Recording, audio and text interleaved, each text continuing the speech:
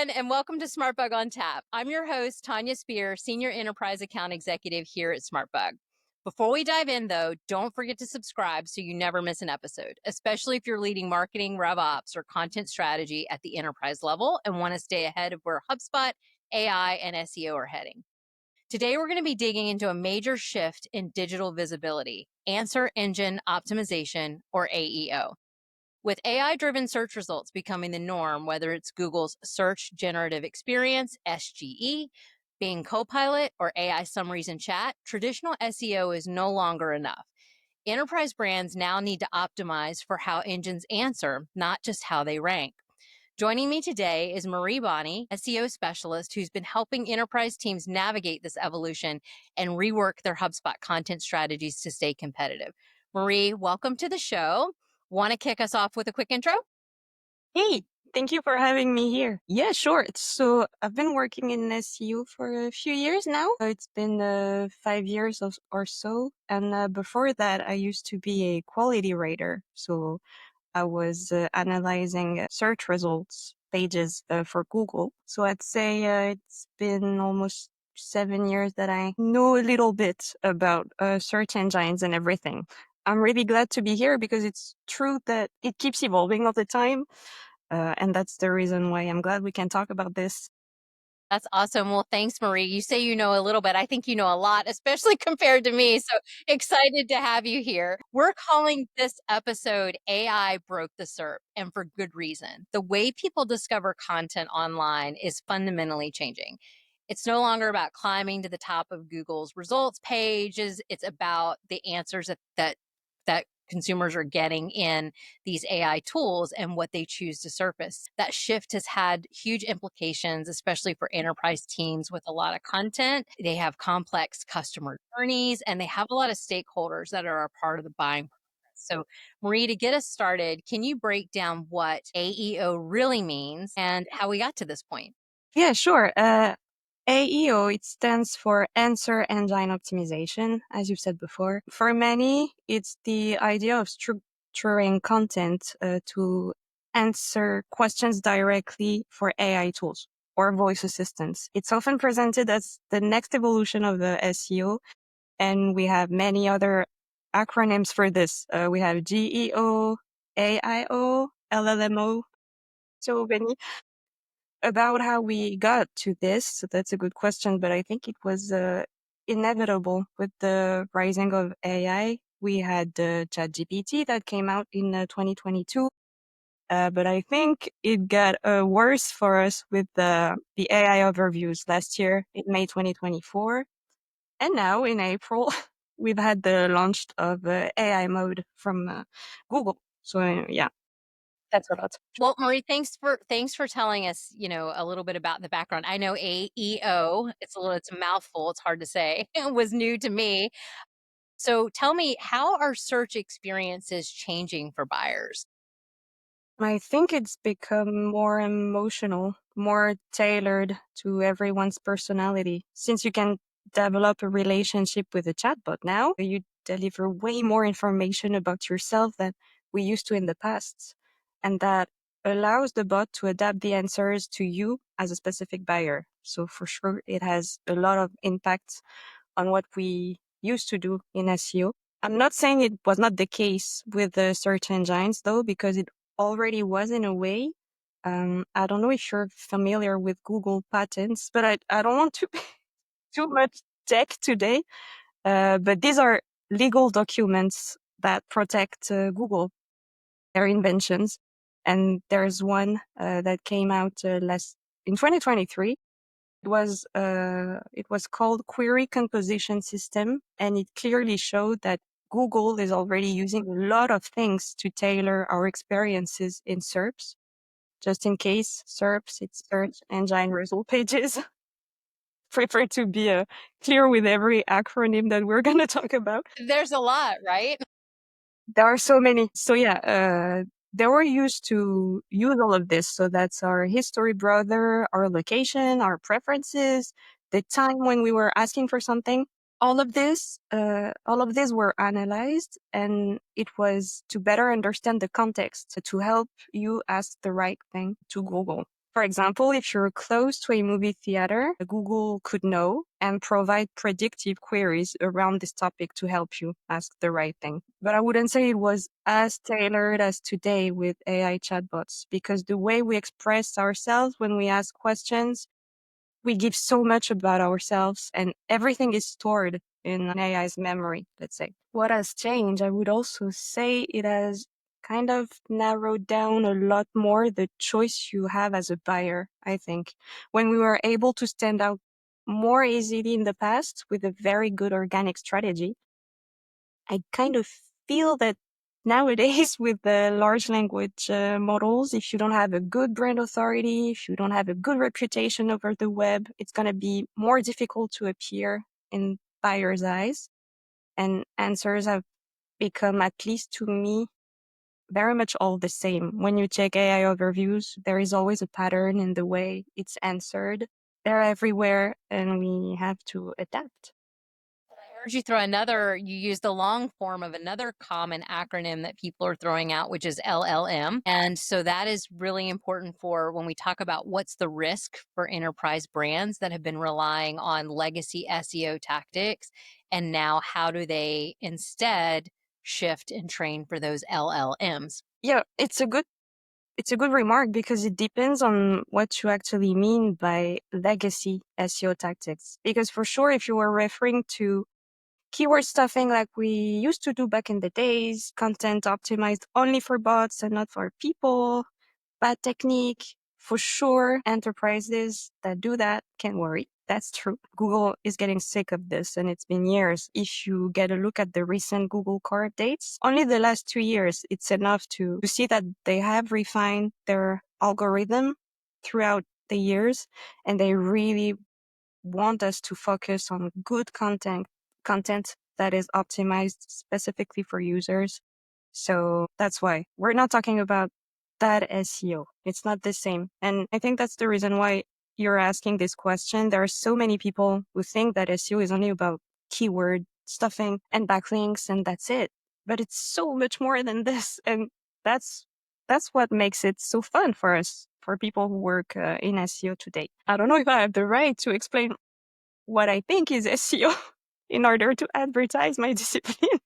But it's just that it's not about keywords. It's about understanding what's behind a user's query and to provide the adequate satisfaction to this query organically. It's about organically satisfying a user.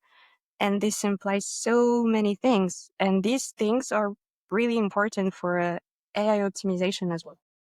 I think I hear that a lot, like from questions. They're like, we have good SEO, why should we worry about this? Or, is there still a place for both in a strategy? Do you still need to do traditional or legacy SEO tactics along with this new, strategy of training for AI? Do they both have a seat at the table? Yeah. Oh, yeah, for sure. I think it's because actually AI is not something that different from SEO. I think AI is not killing SEO. It's exposing weak SEO without, I don't want to sound mean when I say that, but it's just that I don't worry for enterprises that have worked on their SEO the right way, actually. And I think that people who are panicking over AI maybe never understood what is SEO, the real one. Yeah, the game has changed. It's true. We don't have the same tools no more, but the goal remains the same. We just want to solve users' problems and we want to do it better than anyone else. Whether it's YouTube, whether it's AI models, whether it's search engines, SEO still applies. So why does it hit enterprises harder than SMBs? I don't think it's really about the size. I would say it's more about the strategy because right now SMBs can struggle actually because they often lack brand authority. They lack backlinks, reputation, and now that authority matters way more than ever with LLMs. Enterprises have this advantage at least. But it's true that some SMBs can outperform enterprises because they've been intentional with their SEO and the content strategy. I think the reason why enterprises are not immune and can struggle is actually because, and that's a good thing, what I'm going to say, They invest a lot in content, in their content strategy, which is a really good thing, but they don't align it with the user's needs. And it becomes writing at scale, writing all the time, a lot of content, but it's not relevant. And that's a big issue for either SEO or AEO. I'm going to use the acronym. So yeah, when you're producing at volume, you have better chances of producing low quality content. And that does not align with good practices of today. And I think there might be something else. It could be a question of a niche as well, because I don't know if you know Your Money, Your Life websites. It's about health, finance, legal. All of these niches are more at risk because there is a stricter scrutiny. Both Google and large language models in general are very cautious. They don't want to give untrustworthy information. So that's the reason why niche are sometimes at risk. How do they police that? It's related, I think, to authority. So the higher your reputation is, the best it is for them. There is something when it comes to AI that's called hallucination risk. They have so many occasions to say the wrong thing because it's not intelligent. It's just a tool. And that's the reason why they try to go to sources that they know are trustworthy. And there is many different factors. To be honest, I don't have the pretension to know them all yet. We are still investigating all of this. But I think it's the same as it was with the search engines, the classical ones. Brand authority with the backlinks, quotes, citations, UGC content. It's user-generated content, so reviews over the web, stuff like this. The more your brand is spoken of, the best it is for them. Okay, so that's some of the things that improve then their perceived authority. Okay, so now that we know the key takeaway there is that visibility now means being summarized, not just being clicked, and enterprise content teams have to adapt to this quickly. We know it's all moving faster than I think we anticipated. So can you explain, just for those of us that aren't as close to it, how is AEO different from traditional SEO? This question, it just makes me smile because it's a huge debate among the SEO community so far. There are many people who think it's exactly the same. There are many people who think it's completely unrelated. I'll try to have a balanced discourse, balanced talk, and say it's a little bit in between the two. It's different and it's not different. It's just like SEXO back in the days, like 5 or 7 years ago, we were using this new acronym and it stands for Search Experience Optimization. It's when people discovered that UX matters in SEO, which is true. But we didn't stop doing SEO. We just added a layer to it. Same when I mentioned SEO for YouTube earlier. We're not inventing a new term. We just do SEO on YouTube, and it's going to be the same here. It's part of the SEO evolution. And the reason why I want to specify this is because I wouldn't like people to get into FOMO, fear of missing out, and think, oh my God, this is crazy. This is completely different. We have to adapt, change everything. No, please don't change your strategy. It's a Don't good throw the thing. baby out with the bathwater. Oh my, yes. Exactly. That's exactly what I mean. To me, again, it's my perception, so I don't want to speak for everyone else. I think AEO is mostly a rebranding of what good SEO already was. I think we'll have the opportunity to dig into that further, but there is one thing that is interesting to highlight though. LLMs and generative AI, these are models that work with what is called RAG. I think in English, it's retrieval augmented generation. That means they retrieve data from search engines like Google and Bing and everything. Search engines, these are our first targets in SEO. So because we operate on search engines. So it's kind of intertwined in a way. And Google themselves confirmed this because right now they've got an antitrust trial with the US. Poor of them. But internal emails leaked out and we have access to them.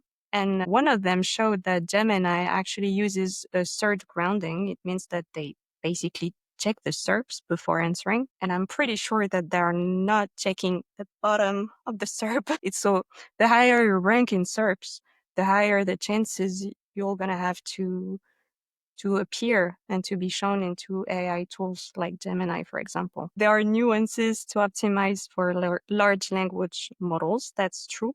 And I think the differences lie in the way they retrieve data when they process a query from a user and then redistribute the data. The query fan-out process, what it is, it's that models that are powered by AI aren't just matching your page to real questions. What it does, they're imagining every possible way someone could ask for what you offer. These possible ways, it was called synthetic queries. It's latent queries, actually. They want to provide the best possible answer to someone by anticipating everything and be fully aware of the user's context. And that's something we really need to know even more now than before, because we were actually doing this already in SEO, but we really want to capture latent intent, anticipate the needs of someone, because that's how it works now. So that's what is query fan-out process. So, Marie, there's obviously nuances for how you optimize for the LLMs based on how you've explained how they redistribute information. So, what factors influence whether content is included in an AI generated answer or not? It's a very good question, a very frustrating one, because I would like to say so many things. And again, I just would like to make a little disclaimer. We are still all investigating in the SEO community, so I'm going to say things, but we don't have the magical recipe to appear in the AI generated answers yet. We try, and we already know a lot, but we don't know everything. And actually, it starts with the basics that we do in SEO as well. So first things first, indexation. Make sure that your page is crawled and indexed, because a page can be crawled but not indexed. That's not the same thing. And if your content sucks or is thin, maybe you will never be indexed. So just make sure of this. There is also the technical aspect. Today, AI models, they struggle with parsing JavaScript. So make sure that it's rendered in HTML. Again, in SEO, we usually advise for this as well. And then it's about content. And there are many things to say about this. The first one is EEAT, another acronym. It stands for experience, expertise, authoritativeness, and trustworthiness. I made it. These are very important, and they've been important for years, actually. And even when I was a quality rater, back in the days, it was only EAT. Now we have two E's, and they matter a lot, especially when it comes to your money, your life websites. Again, the goal of these, is to show that you are an expert at what you do.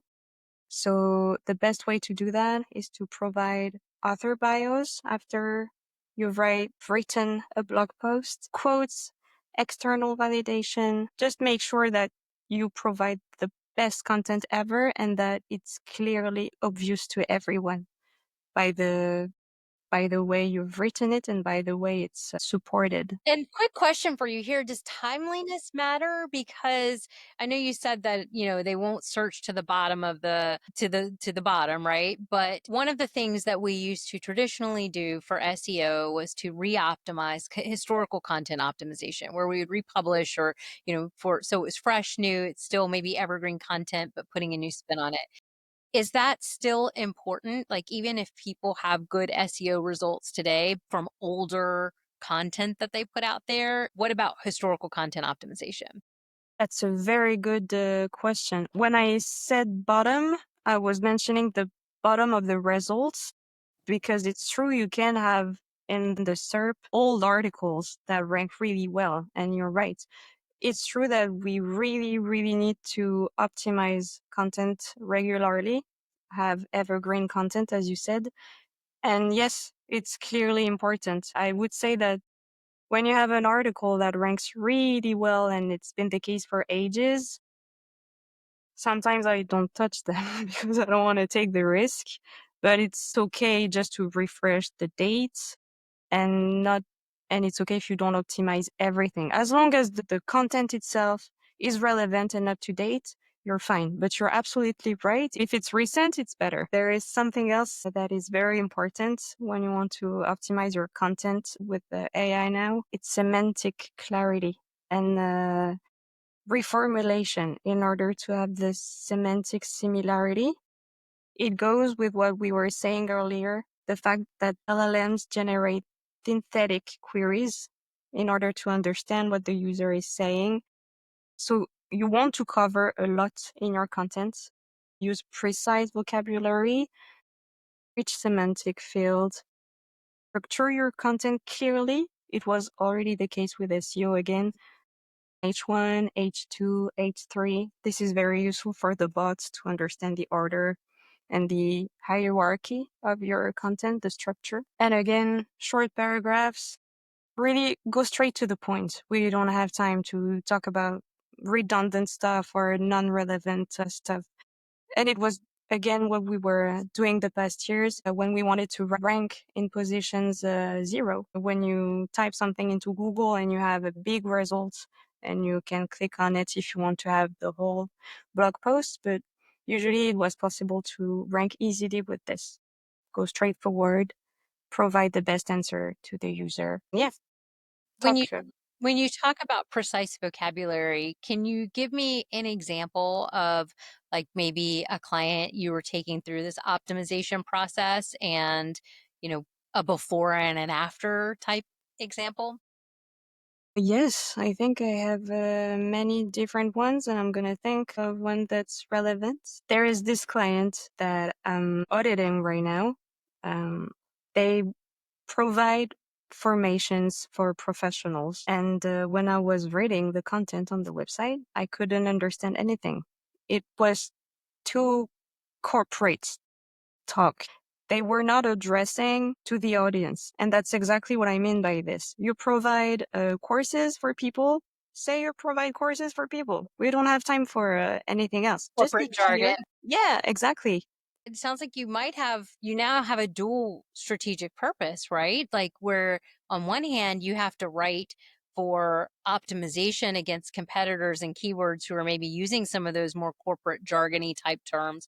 But at the same time, you have to write for the everyday consumer that doesn't think in the way that you explain things and in a more simple way. I once had a creative director, it reminds me like just this example and listening to you talk about it, I had written a strategic plan for a client and she threw it back at me. She's like, what does any of this even mean? And I'm like, well, how could she not know what this means? Like, this is what we do every day. And she's like, no, explain it to me. And remember that our customers don't do what we do and they don't think to ask the way that we ask things. So you have to explain it in the way that they're asking. I'm just kind of listening to you, Marie, explain this example. It sounds like it's a twofold problem. For one, you still have to optimize for those big jargony corporate words that are industry specific, but at the same time, also write your content in a way that answers the question at the level the customer's asking. True. You're absolutely right. And I have the same issue with a client of mine because they work in it's an automation company. They do automated test systems, and it's honestly extremely difficult to understand what they do. So the way we articulate our content, we have to, as you say, we have to address those terms because they are important. And even for AI models and search engines, it's important to mention them because it shows that we are experts at what we do, that we cover this semantic field. And in the meantime, you have to tailor your content and make it accessible to your users. So yeah, you have to be balanced. And yeah, uh, we mentioned it earlier, but authority is extremely important. The stronger your domain level authority is, the more likely your content is to surface. So that's true. It was already the case as well, but even more now. So, Marie, let's talk for a minute about content format and structure. What does AI want? What do they prefer? What does it prefer? I would say content that goes straight to the point. That's really clear. So you need depth. Think about providing definitions right away at the beginning of your content. Give comparisons, FAQs, real life use cases. Basically, content that is completely satisfying a user intent and anticipating the needs of a user. And as to formats and structures, please, this is a message for the developers, but even for anyone that owns a website, it's really important to use the headings the right way, H1, H2, H3, because all the time when we get a new client, we are very surprised to see that the way that they are used is for style, just to have big titles, little titles. But that's not only the use of a heading, it's really to show to the bot, okay, that's the menu of your page, and that the subtopics of the page here and here, that's where you insert your keywords, where you ask the relevant questions. So very important to structure the content with the headings. Yeah, I do need to mention for AI something that is really interesting to dig as a kind of content type. I would say to work more on your industry pages because they know more about the users now. So let's say you are a social media manager and you're gonna say that to ChatGPT, Gemini, Claude, whatever. You're gonna provide many information about yourself and you're gonna say, I'm looking for a media asset management. So can you help me with that? And if you are a enterprise that provides media asset management services, it's interesting to have a page that is dedicated to that kind of audience because you're gonna adapt what you say to them. If you target social media managers, it makes sense to mention what they are used to, their pain points, what they are struggling with in their everyday life, because the bots will be able to be, okay, this is mentioned over there, so maybe it's going to be relevant to propose this content to them. And about page. The about page of a company is extremely important because when people want to know more about a company, bots are going to go there to find information. So make sure that it's optimized as well. Got it. So I'm going to shift gears here for a second because majority of our clients and those who are probably tuning in are on HubSpot. So I want to talk about, building an enterprise AEO strategy in HubSpot. How can HubSpot users structure their content for AEO? Think of things like pillar pages, blog formatting, featured snippets. Like what should they be mindful of?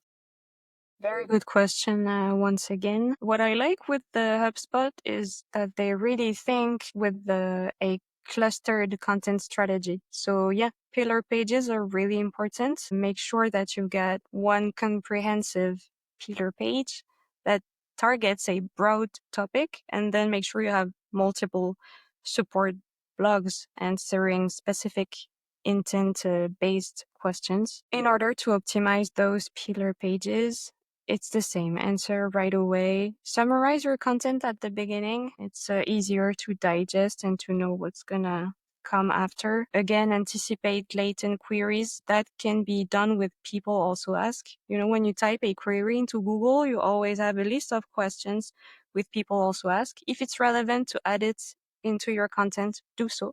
Because like this, you're anticipating other queries that might come up. So yeah, make sure you cover everything, don't sound redundant. And featured snippets, it's a good idea too, like having tables, lists, definitions. But I just wanted to add that it's important in the content clustered strategy to have the pillar pages and many blog posts.